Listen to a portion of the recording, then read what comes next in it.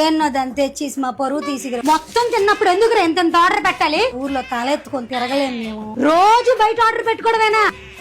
నేను ఈ రొట్టి మొక్కలు తినలేను రా బాబు. ఇంట్లో అన్నం తినేస్తున్నావు, ఆర్డర్లు పెట్టేస్తున్నావు. రాత్రి అయితే డోర్ వేసుకుంటాడు, గుసగుసని ఫోన్లు మాట్లాడేసుకుంటాడు. వేస్ట్ చేయడం కాదు, అప్పుడప్పుడు కూడబెట్టుకోవడం కూడా నేర్చుకోవాలి. ఏమైనా అంటే ఆఫీస్కి వెళ్ళంటాడు, ఎప్పుడు ఏ బాంబు వెలుగుతాడని భయమే వేస్తుంది నాకు. అందకాళ్ళు అసలే మంచి కదా, రారా మంగళవారం దిష్టి తొడగడతాను. నీకు తుక్కడానికి బద్దకం, ఎప్పుడు నల్లగొడ్లు వాడుతావు కదా నువ్వు. ఎవరు వచ్చారేట్రా? నీ రూమ్ ఎంత బాగుంది అంటే, నీ రూమ్ మామూలు పెంట కుప్పలాగా ఉంటది కదా. ఎంత పెద్ద టీవీ కొన్నాను, సీరియల్ రావట్లేదు, పాడు రావట్లేదు. అడిగితే కయ్యం అంటే ఏటడగలో ఇలా అర్థం కాదు. మా పరువు తీసి ఎగిరాను ఆయన. అక్క ఈడు ఎలాగుంటాడో ఏటో అని భయపడిపోయామా ఇన్ని రోజులును. పిల్లడు మంచి అపార్ట్మెంట్ లోనే ఉంటున్నాడే.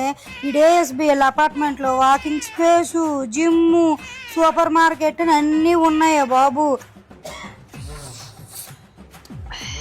అసలు బయటికే వెళ్ళడే ఈడు.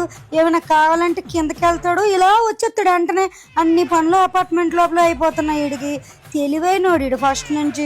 చెప్తే ఎవరు నమ్మరు గాని. వెళ్ళి ఎప్పుడైనా అడితే ఏటి చెప్పాలి వాళ్ళందరికీ. ఏటైనా చేయగాని మా పరువు తీసి. హలో పనికిరాని పేజాలు తింటావు కానీ ఇంట్లో ఉప్మా చేసి మాత్రం అని అంటున్నావు.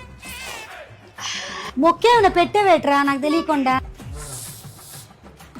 మరి ఏమైతే జుట్టు కట్ చేసుకోవడానికి ఏమి సగం దరిద్రం అంతా జుట్టులోనే ఉంటది.